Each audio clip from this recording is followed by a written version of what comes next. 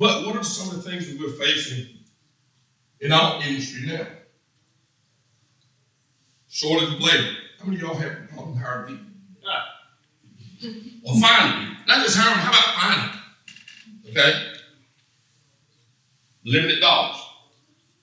Okay? So those things also play into it. So when we get into this thing, people, profit, and planet, we also got to look at the profit piece also. Because you can't do anything in this business without looking at that component about what's the long-term cost. And that's one of the things I'm also going to discuss for sure. So, thermal dispersion, preferred method of measurement. Again, as I said, I'm not picking on any one device, any manufacturer, but I can tell you that I've looked at a lot of them and we used a lot of them on the University of North Florida campus. And they all work to some degree. It's the other pieces that go along with it. Limited maintenance, limited budget, and the viability of multiple change out if I can't get more than 18 months out of a device. That's problematic. Okay? So, when I look at maintenance, durability, return on investment, what happens when they start to fail? These devices, which we kind of set as our base product for measuring airflow, thermal dispersion, they work good. But again, one of my problems is, I'll give you an example, you another example. 140 air handlers measuring outside air. Gotta do it. The right thing to do. But every 18 months, I can't afford to buy these devices. Just fact.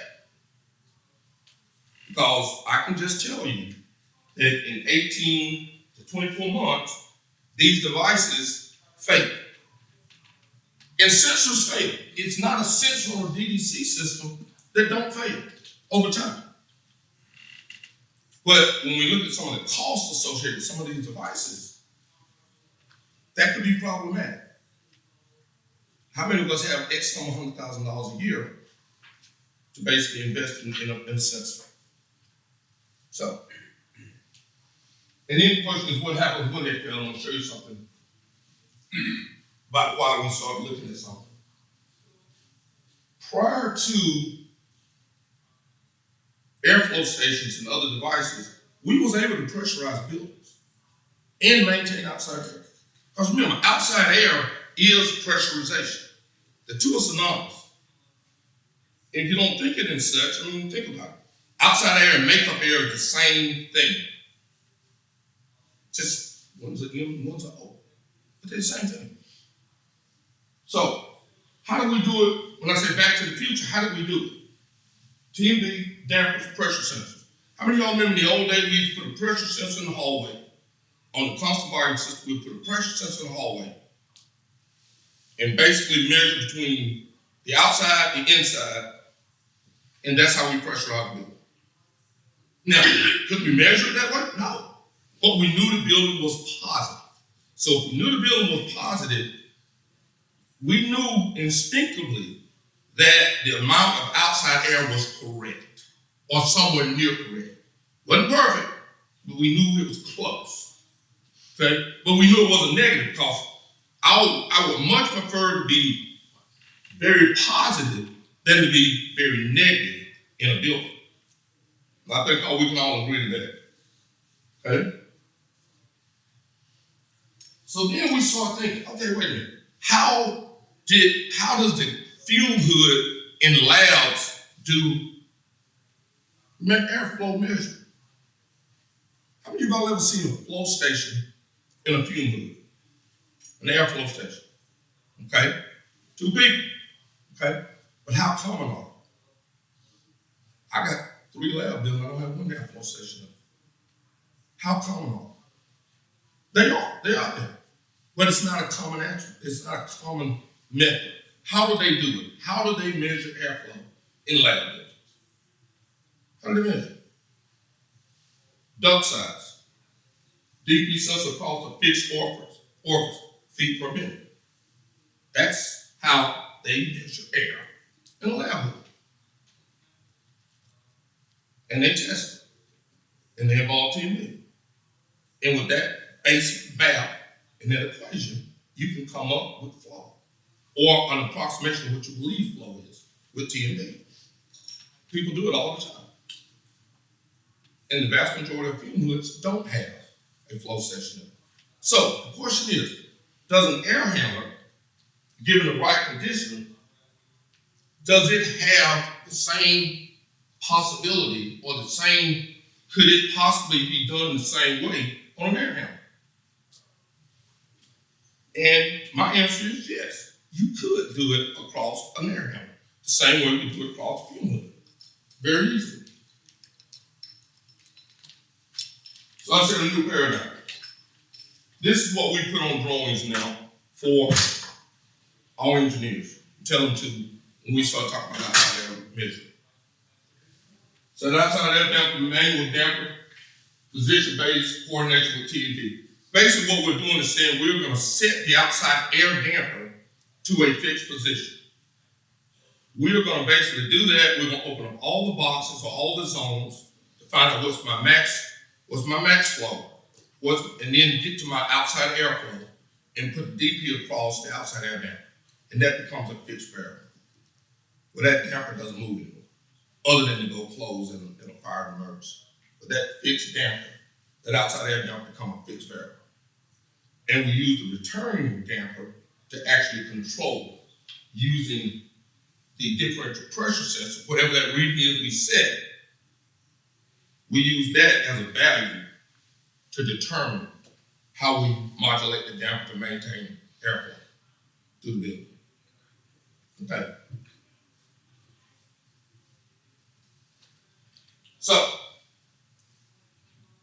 guys, this is not something that we just came up with. As a matter of fact, I didn't even invent this. This is from another institution. A large hospital in Jacksonville started doing this, and then we kind of started picking up on it and trying to see if we could make it work in some buildings. Guys, now let me put this out there. We still have airflow stations, and we'll have airflow stations on units for the foreseeable future. Because there's some buildings, because of certain reasons, I want to be a lot more precise, and I'm willing to spend the dollars with a sensor that may be a little more costly for me to maintain. But in some buildings, I'm just not going to just from a budget standpoint, we can't afford to keep replacing those sensors. From a budget standpoint, absolute fact. All right, so I'm going to go through something right quick. So these are some graphs. Now,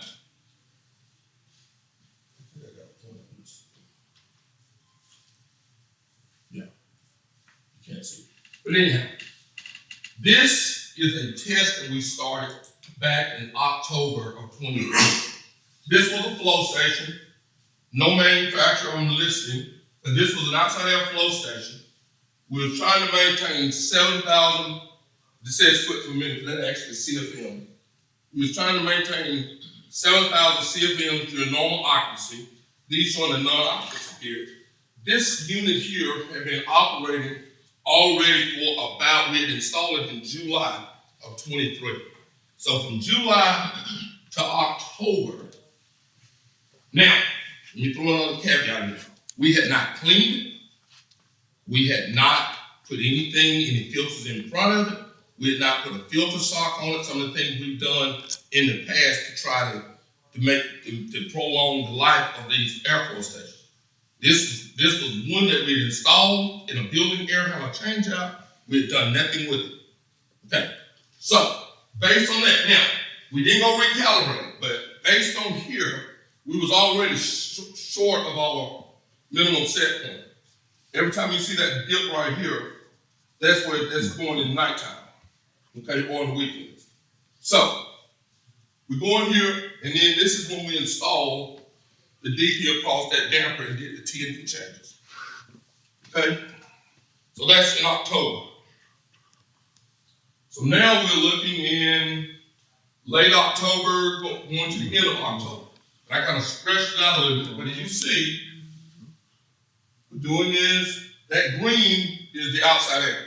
That's the flow, that's the differential pressure sensor. It's sitting there maintaining, doing its thing, the night setbacks, on weekend, back here, dropping. Notice what this device here is doing. Again, it hadn't been cleaned. We hadn't put filters in front of it. We hadn't recalibrated it. But notice what it's doing. It's reading lower than the set point. Now, it is following some of the similar trends, dropping in and out, but it's somewhat erratic. So here we got November through November 20. Again, notice the green. Again on the green. DP across. Sitting there hugging the line. This thing is erratic all over the place. Dropping below. Again, now if you notice, it's starting to drop further and further away from our set point. Okay? Again, we're in November, end of November, into December. What I'm getting at, guys, when I go through here, is you notice this DP is riding this line consistently. Now, one of the things about that DP reading that I've got to say, and I'll put out here for transparency, that's based on how good the TMD person is when they set that up. Can I put a hand up and say 100% that if it says I need 7,000 CFMs, that it's 7,000 CFM? Only thing I can say is that the TMD basically came in, set it up, and they used their instruments to set it up and measure it, and they said that's what that damper position says 7,000 CFMs. That piece I can attest to. But do I have anything that says every day that an instrument that's reading that value? No. But in a lot of my buildings, I don't need that precise of data. And the other piece is I also installed a pressure sensor in every one of these buildings that we did this on in the hallways, just to make damn sure that I don't take the building negative in case this is wrong. Okay? Again, this sensor, this outside airflow station, is failing, or it has failed. We're talking about, now we're in January of the current year. That sensor essentially is failing, or it needs a major cleaning. Okay? But again, see that green line is staying pretty constant. Not sure what happened here. I'm not sure if this unit was shut down or something weird happened here, but it's toward the weekend. Not sure, but again, overall, you see that the airflow station is doing its thing, starting to rise up higher, more, whatever. But again, my green line, my differential across the damper, still hugging my set point. That's the one that bothers me more than anything. Now, building positive, no ifs, ands, or buts about it. But think about my extra energy. Because now the system thinks it's shutting down my dampers. Because it's saying I got more outside air than I need. So it's actually pushing my dampers closed. Again, hugging along here. And it's consistently sitting there at this point now. So, what am I trying to get at here? If we think about what we're trying to do in buildings, one method, or I say more than one way to skin a cat. In this case, I'm not saying that airflow stations don't have a place. I'm saying that there are alternatives to accomplish the same thing, most especially if you don't need that precise measurement. Because again, we did TMB measurement suffice for years in the industry. TMB coming in, taking the duct size, feet per minute, blah, blah, blah. That sufficed for years. So, what is my other case here? Airflow station, $2,000 to $4,000, installed by $250. Maintenance, my problem is I don't have a lot of maintenance staff. The ones that I've been able to maintain and they stay in there, I've got one from a manufacturer that's been operating perfectly about 4 years. Got good data on it, about 4 years. But I can tell you, when I pull back and look at it, I've got PMs on it, where they're going in every month cleaning it. Okay? We just outsource all of our filters and other stuff because I can't afford. It's easier to outsource it than to hire labor right now. Mm-hmm. So, the one that is 4 years and that's still 4 years running and doing this thing, the maintenance, got the good duct length, the filters. I got a filter bank in front of it. It does its thing.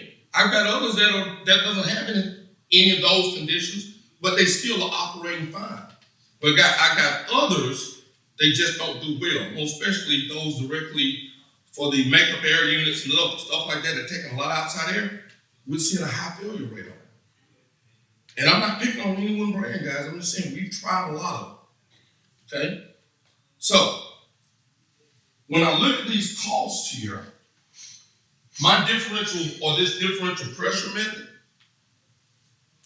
a good DP sensor is about $300.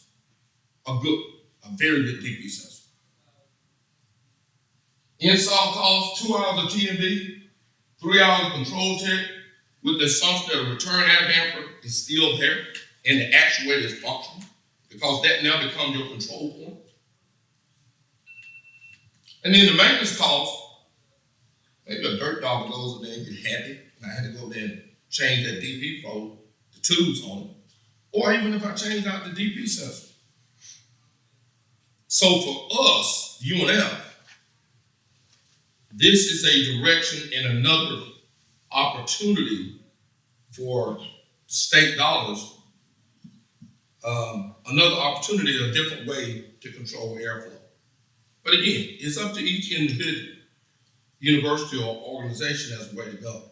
I'm just saying from the University of North Florida standpoint, we can't afford the $100,000+ every 18 months. It's just not something I can budget for. Okay.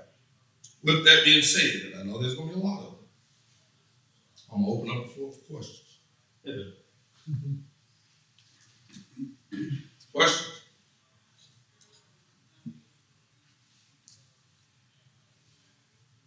Okay. Nobody has questions. It's an energy question. I'm new to this industry, but I grew up in consulting, a small business, and I got obsessed with innovation. And just like the Willy Wonka, what are the engineers doing, what's new? So I went to Greenbuild in 2003 and just heard all of this, the dream state and how all the buildings would be automated and green and just kind of that fantasy scape. And that's why I love being around long enough to see, like you say, the old school, I'm an 80s lady, to now. And now I'm understanding more that adoptions, even though something's better, it has to find its time and place. You just can't wave a wand. So what part of innovation do you see coming from, the green and the innovations of greening buildings? Well, the Internet of Things, I think, is the new buzzword you hear. The IoT is the new buzzword out there now. I can tell you, sustainability as a term when you throw it out. My dissertation was on part of my dissertation. One of my questions was about sustainability, and I can tell you, my target group did not think very highly of sustainability. And because, when I said didn't think highly of it, because sustainability has been bastardized somewhat, as far as they've thrown so much stuff on the sustainability, they've kind of bastardized it. And so when I asked the question to college deans about sustainability, about how important it is to them, they rated it very low. And when I was like, why? It's because we haven't done a good job of linking sustainability to educational outcomes. We have not done a good job of linking sustainability. Look, you sit in a classroom that's 80 degrees in Florida in the summertime. People ain't learning. They're trying to stay cool. If there's no light, or there's no natural light, if there's the air conditioning, if the CO2 is not maintained, all of that stuff, all of that affects sustainability. So we're going to get new things out there in the industry that's going to drive where we go. I would just say I like to be I don't want to be on the bleeding edge of anything. I want to be on the cutting edge, but not on the bleeding edge. Classic example, when I first got introduced to LEDs, there was a salesman came in my office and said, hey, I got this LED 4-foot tube and it'll replace your 4-foot fluorescent. I'm like, okay. And it'll save you all this energy and blah, blah, blah. I said, oh man, that sounds great. How much does it cost? $80 a tube. Back then I was buying an LED, I was buying a fluorescent 4-foot tube for $2.36. I couldn't pay for it in a million years. So I'm like, yeah, not quite yet. Now, and that was like 10, 12 years ago, now it makes no sense not to put LEDs in a facility. The technology is there, the technology and the cost have got to kind of cross where those two make sense for you to do it on first cost. Because ROI greater than 5 years, I'm always skeptical of anything that takes longer than 5 years to pay back. I'm always skeptical. That's why when people tell me that a chiller can pay itself back, they don't. Just talk. They smoking something. They don't. But now, from a practical standpoint, in the middle of a class day, if my chillers go down, I'm not worrying about the cost. I'm worried about getting the chiller back up. So that's why I don't put the cost equation in there. I put reliability more so on buying major equipment than I do on cost when it comes to my central plant, my central boiler plant. The reliability is what I put more factor on, more so than the cost. I mean, hell, I can buy a Yugo, but how long is a Yugo gonna last? Okay. Anything else? I don't really have a question, but I have a couple of statements. Mm-hmm. Polk County School Board and HVAC. Mm-hmm. Your first couple of slides, that speaks to me from the upper management standpoint, because that was their big thing. For us, what you had 78 is that was 90s, 2000. It's still out there in a lot of places. Oh yeah. My rule of thumb is if I open that door and I walk in, if it hits me in the face, I got me a nice pressurized building. And and my wife hates it, okay, because I can't walk into a Walmart or a Tuesday or anything. All of us in that business have that same. Yeah, you think I'm kidding? She's out here. Okay, so if it hits me, then I know. And as someone, I'm fixing to retire from here at 30 some odd years, but I've been doing this for close to 50 years. I grew up in it. And a pressurized building is a healthy building that you don't have to worry about the water intrusion. You don't have to worry about it. And those honeycombs you're talking about, what else do they do? What do they grow? Yeah. There's another class here coming up in a few minutes about that MOLD. We don't say it's a 4-letter word, right? But I mean, I got pictures. Me too. And those honeycombs, got scars. They grow. I got scars. Absolutely. So and it stops that pressurization, and it's something that's very easily taken care of, but it's something that's very easily overlooked. And these guys right here, y'all are all sensors. Y'all are all about that kind of stuff. So what he's cutting y'all out, but at the same token, he's cutting you in with the other side of it. With the pressurized. I grew up in Polk County and I went to Polk County School. Mm-hmm. The problem with this method is that you're going back about 50 years. Absolutely. And you pays me now or you pays me later.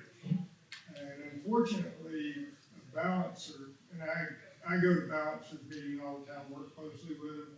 That's a point in time. And when you're measuring at a point in time, that's not today's world. Today's world, you're automatically adjusting to the changing dynamics of operation. So you're kind of stuck in the past when you try to do that. And when you take that building sensor or feeling of air coming out, you can't be sure that you're actually doing what you think you may be doing. Because buildings today, as you started out, Wallace, buildings are very dynamic. They're continuously and consistently changing. So what you need, and I'm not a controls guy, I'm not selling controls, I'm selling the measurement side, but you need to respond to those changing conditions. And if you're not doing that, again, I went to Polk County Schools, and the mindset there was twist timer, Turn it off. shut it off Absolutely. for the students. Yeah. And And, it's and, okay. and, you know, and what are we, how are we paying for that? With what you said. That's okay back. We're paying for it with the education of the children that they're not getting because of the CO2 levels. building All right. up. I'm not advocating CO2, but I'm saying, I went to Kathleen High School, and we didn't have any air conditioning. Bingo. When I was going at Kathleen. Now, when we moved to that new high school, we had it. So they had evolved, but you kind of have to be careful. If you're an ostrich, if you stick your head in the sand, that dune buggy's gonna run over you. So all I'm saying is you gotta be a little cautious and not investing, and I'm not selling filters, I'm not selling conditioning aspects, I'm selling the measurement. But as far as ROI and investing in maintenance, you really need to look at that closely. Because again, you either invest in it today or it will catch up with you. I In can- particular, Yeah. the hospital that he's talking about in healthcare is another level. And there are a lot of different pressure zones and things going on that they need to be responding to. So it's a high level of risk that you're assuming when you do. Correct. It's a high level risk of any device you put in that's not maintained. That's you know, here's the thing, automation systems are great until they don't work. In automation systems, the base of any automation systems is inputs and outputs. And if the sensors are not giving you good data, your automation system, it doesn't care. It's just gonna do with whatever it gets to act on. So whether I'm using a DP sensor that has failed or whether I'm using a flow station that has failed, if it's giving me bad data, I don't care what automation system is doing. And I can just tell you, at University of North Florida, we got it pretty good. My background is in controls. So, but what I'm getting at, it doesn't really matter. It can be anybody's control system. Doesn't matter. The inputs and the input data that's coming in, if that data is not good, that's just like asking my daughter, I'll give you a story. My daughter came and said, Daddy, my car is doing some weird things. I'm like, what's it doing? Well, I got this oil light that came on to say, it says that you got 10% on the oil. She read that as 10%, I need some more oil.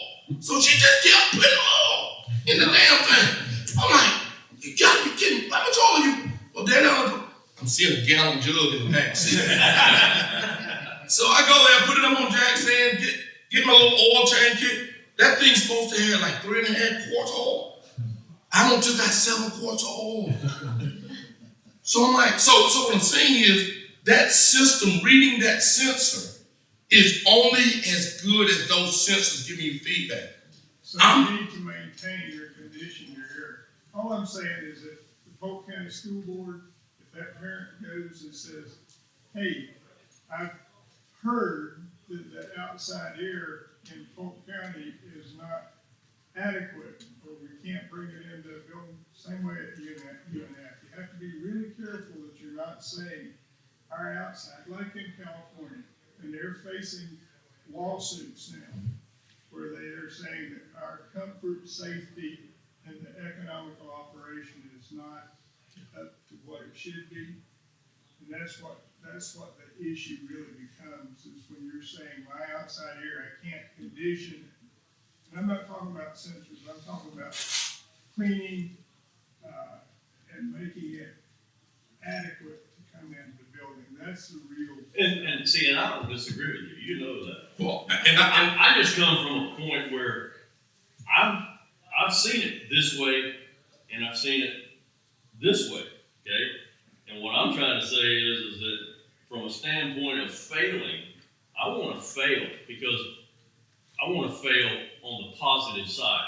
But is there a need for these measuring devices? Absolutely. And I'm not saying it's not. Bingo. But it needs to, in my opinion, it needs to fail because of only experience. If it fails on the positive side, and how many of you guys walked out of here last night? Because again, here I am, right? What'd you smell on going up the escalators, heading towards them restaurants on the other end? If y'all didn't smell the fried food coming down there. Wasn't here, so Okay, well, it was. So, and so, I mean, my wife will tell you, because I said, well, Okay. because she's like, what's going on? I'm like, okay, you smell I got it. Some of the conversations are going to have to be over beer. We don't have enough time to hold this. As I said in some of my lectures on teaching class, we get on a good, juicy topic. I'm like, okay, now only on my master's level students. This is going to have to head to the boat house for a beer. We'll finish this conversation here. So here's the deal, guys, and this is how I'm gonna wrap up. There's a place for everything here discussed. There's a place for the outside airflow station. I believe that there's a place for going back to some of the ways we used to do things for building pressurization. With this, what the DP across that damper does, just like the airflow station, I have to trend log that for me to be able. That data I just showed you is trend log data. Well, I have to literally set a trend log on that data to say this is where it's maintaining and then put it on a graph. Same thing with that DP. I've got a calculation that I'm pretty comfortable with defending that calculation. Okay? That based across that damper that we can show what we believe our airflow is. And then the test of the time, just like anything else, just like we gotta go clean those airflow stations, you can't just set this up and not go back and probably on an annual basis or every now and then, to go back and check. We used to have to do it on constant volume systems. You had to bring T&B in every now and then and check to see if that building is still doing what it's capable. Just like this gentleman said. To me, I want it to fail positive. I want that building to be positive. If I come there and the door is blowing open, I would prefer that than to have to go there and then pry that door open. Because I know what the consequences if I gotta pry that door open because that building's there. Okay, guys. Again, if we need to fuss about this a little bit more, let's do it over a beer.